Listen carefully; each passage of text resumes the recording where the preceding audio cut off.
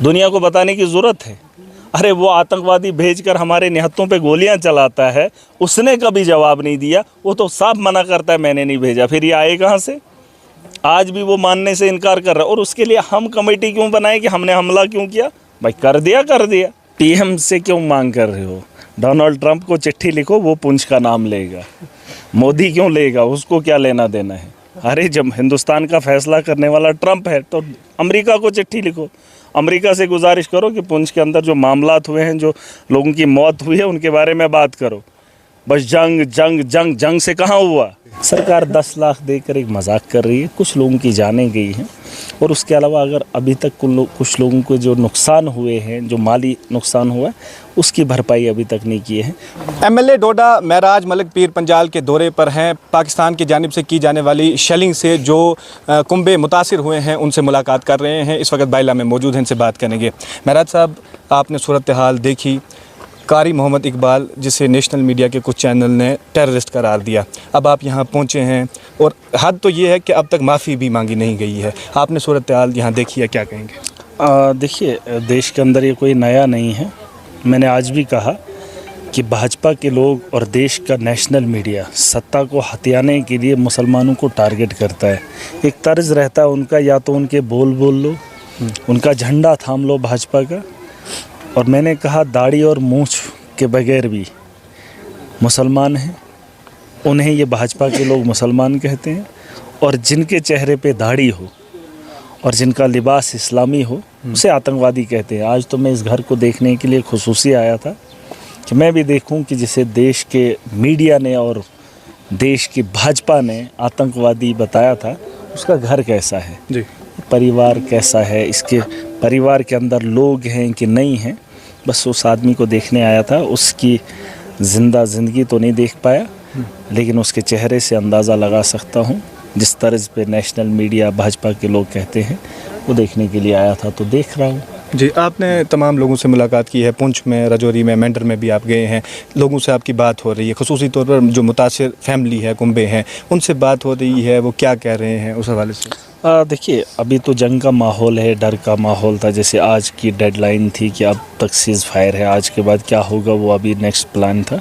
Clear हो गया? हाँ, नहीं ऐसा नहीं है क्लियर हो गया सीज़ फायर अब हो गया। उनको अपनी मर्ज़ी, इनको अपनी मर्ज़ी है। सीज़ फायर ये कोई पहली बार नहीं लगा है, पहली बार कोई मौत नहीं हुई है इस देश के अंदर। ऐसा नहीं है। सीज़ फायर कुछ लोगों ने चाह कर दिया, जब उनको मर्जी आएगी फिर आम आदमी को उसका बलि का बकरा बनाएंगे, फिर एक आम आदमी शिकार हो जाएगा। मामला ये नहीं है कि पुंछ के अंदर जो है जंग के माहौल से जो खौफ है बस वहीं पे ख़त्म होता है। रोज़मर्रा की ज़िंदगी से भी मैंने बहुत सारे मामला देखे हैं जिनके लिए यहाँ की आवाम को खुद लड़ना होगा। ठीक, जंग का जो माहौल बनता है उसके लिए पुंछ की आवाम के साथ पूरी दुनिया खड़ी है, लेकिन जो अंदर के मामलात हैं उसके साथ खड़ा होने वाला इनके लिए कोई भी नहीं है। तो बहुत सारी चीज़ें जो कौन से मामलात हैं? देखिए, जो रोज़मर्रा के मामलात हैं, जैसे मैं आज आ रहा हूँ, मैं यहाँ जंग की वजह से मेरी पहचान नहीं है। ठीक, इन पहाड़ों में, इन लोगों में मेरी पहचान इस वजह से नहीं है कि जंग के माहौल में महराज यहाँ आया। ठीक, मेरी पहचान इससे पहले की है। तो आप अंदाज़ा कर सकते हैं, मैं जो लड़ाई लड़ रहा था उस लड़ाई से ये भी जूझ रहे हैं, उन मुसीबतों का शिकार ये लोग भी हैं। आप हॉस्टल की बात कर लीजिए, डॉक्टर्स की कमी है। आप सड़कों की हालत देख लीजिए, मुश्किल हालात से गुजर रहे हैं। स्कूलों का इंफ्रास्ट्रक्चर भी मुझे लगता है मेरे इलाकों से बदतर होगा, है ना। इसके अलावा जो भी मामलात हैं, जो भी ज़रूरियात हैं, उनके बारे में भी ये मजबूर हैं। इनकी आवाज़ को उठाने वाला, इनके मामलात को हल करने वाला, उसकी भी उम्मीद कर रहे हैं।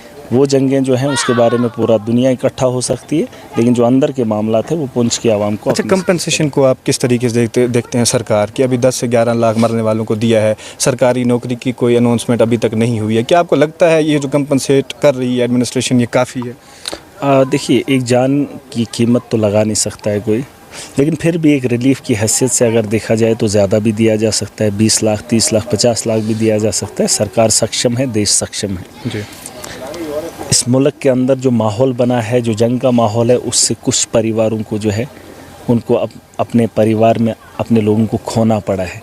और अगर पूरा देश इकट्ठा होकर एक एक रुपया भी दे दे ना, एक एक रुपया भी, करोड़ों रुपया इकट्ठा हो सकता है जी। ये जो सोशल मीडिया, व्हाट्सएप, खबरें, ये वो, एक रुपया, मैं कहता हूँ अगर एक स्टेट के लोग ही एक एक रुपया दे के बहुत पैसा इकट्ठा हो सकता है। तो सरकार तो के पास तो पैसे की कमी नहीं है, जी। तो इनकी मदद ऐसे नहीं की जानी चाहिए। हौसला तब मिलेगा जब देश इनके साथ फाइनेंशियली साथ होगा। जो इनका परिवार है उनको हिम्मत मिलेगी कि सरकार के लोग, देश के लोग आपके साथ हैं। सरकार 10 लाख देकर एक मजाक कर रही है, कुछ लोगों की जानें गई हैं और उसके अलावा अगर अभी तक कुछ लोगों को जो नुकसान हुए हैं, जो माली नुकसान हुआ है, उसकी भरपाई अभी तक नहीं किए हैं। वरना अगर जंग और कुछ चलती और कुछ हादसा होते तो फिर सरकार क्या करती। देखिए, सरकार का फ़र्ज़ बनता है लोगों को सामने रखना। मैंने तो ये भी सुना पुंछ के अंदर ऐसे भी गाँव हैं जहाँ आगे बॉर्डर है, उसके साथ में फेंसिंग से पहले आवाम है, फिर उसके पीछे हमारा बॉर्डर है, उसके पीछे फ़ौज है जी। ऐसे भी कहीं गांव हैं, सुना है मैंने। और वहाँ शाम को अगर जाना है 4 बजे से पहले उस गांव में जाना है, वरना फ़ौज यहाँ की एंट्री होने नहीं देती है ना। तो आवाम जंग लड़ती है, आवाम अपना खून बहाती है इस मुल्क के लिए, इन्होंने किया है। और सरकार की तरफ से ये मामले और फिर ऐसे जैसे लोगों को आतंकवादी घोषित करना, मुसलमान को ये बताना कि ये पाकिस्तान के भाई है। अरे अपना भाई इधर कोई किसी को हिस्सा देने के लिए तैयार अच्छा, उसका फैक्ट चेक भी हो गया, लेकिन उसके बावजूद अब तक माफ़ी भी नहीं उन चैनल से। ये माफ़ी मांगे या ना मांगे, लेकिन इनका सुपड़ा साफ होने वाला है। देश इनको माफ़ नहीं करेगा। इन्होंने एक बहुत बड़े वर्ग को धोखा दिया है, धोखे में रखा है देश की जनता को। आज सेना ने जो जवाब पाकिस्तान को दिया उसका क्रेडिट मोदी की सरकार ले रही है, भाजपा ले रही है। तिरंगा यात्रा भाजपा की सरकार निकाल रही है, बीजेपी वाले निकाल रहे हैं। दो ज़हीन हैं। देश ऐसा नहीं है कि देश ने 300 से उठाकर इनको 240 पे अटका दिया। और जिस जगह इन्होंने राम मंदिर बना लिया था, उस राम मंदिर की जगह इनका सुपड़ा साफ हुआ। नफ़रत की राजनीति नहीं चलेगी। और जो नफ़रत का बीज आप बो रहे हो, ये ज़्यादा देर तुम्हें भी जीने नहीं देगा। और जो 56 इंच का सीना है वो पाकिस्तान को दिखाना था, यहाँ की मज़लूमों को नहीं, यहाँ की अक़लियत को नहीं। और अक़लियत को निशाना बनाकर देश के अंदर आप राजनीति करोगे, इससे आप नंगे हो जाओगे। उसकी लाठी में आवाज़ नहीं है, लेकिन फ़ैसले हो रहे हैं। आज जिस मुकाम पे भाजपा के लोग खड़े हैं जी, ये सब उसका काम। सेंट्रल गवर्नमेंट से भी कोई नहीं आया है। और नाराज़गी ये भी है कि पीएम ने खिताब किया है आवाम से, लेकिन पुंछ का जिक्र नहीं है। पीएम से क्यों मांग कर रहे हो? डोनाल्ड ट्रंप को चिट्ठी लिखो, वो पुंछ का नाम लेगा।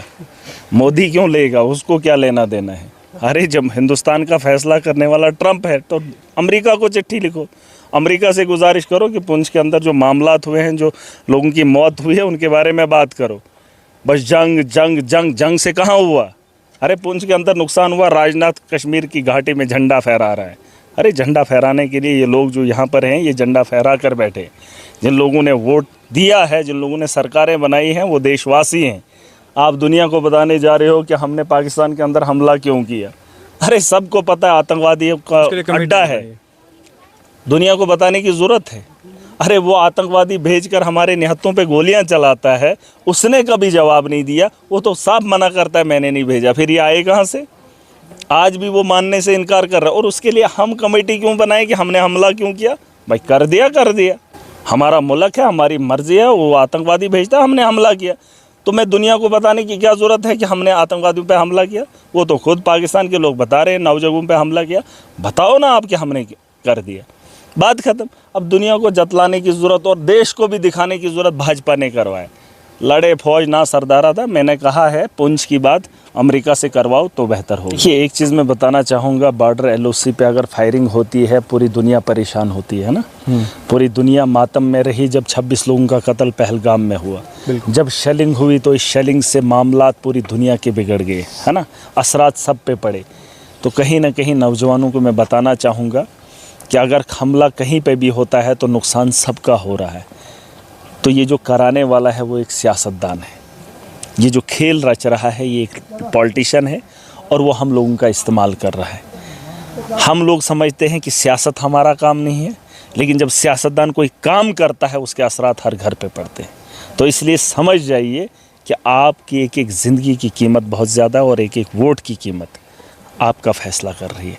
और ये किसी सियासतदान ने माहौल नहीं बनाया। इसका ज़िम्मेदार हर वो नागरिक है जो 18 साल से ऊपर है, जिसका फ़ैसला, जिसकी अपना वजूद जिसने इन लोगों को सौंपा है। और आज ये हालात इनने पैदा किए, चाहे वो बेरोज़गारी का आलम हो, चाहे करप्शन हो, चाहे जंग के आसार हों, और चाहे ये बदनामी के दाग हों। इसका ज़िम्मेदार हर वो नौजवान है, हर वो परिवार है जिसने सरकारों को चुनने का काम किया। कोई तो कहता था हमारा क्या काम है, लेकिन हर आदमी का रोल है। ये कोई मत बताना कि इसमें सरकार का हाथ है। सरकार से पहले हमारी उंगली है। और अगर हमारी उंगली वहाँ पर लगी है जहाँ से उंगली लेने के बाद, वजूद लेने के बाद उन लोगों के फ़ैसले ऐसे हैं। इसलिए आवाम को सोच समझ कर चलना होगा, अपने साथ भाईचारा कायम रखिए। इनका कोई धर्म नहीं है, इनका कोई धर्म नहीं है। ये अपने मफाद के लिए अपनी कुर्सियों को किसी की भी जान की बाजी लगा सकते हैं, किसी की भी जान की बाजी लगाने के लिए तैयार है और मुल्क को किसी भी हद तक बेचने के लिए तैयार है।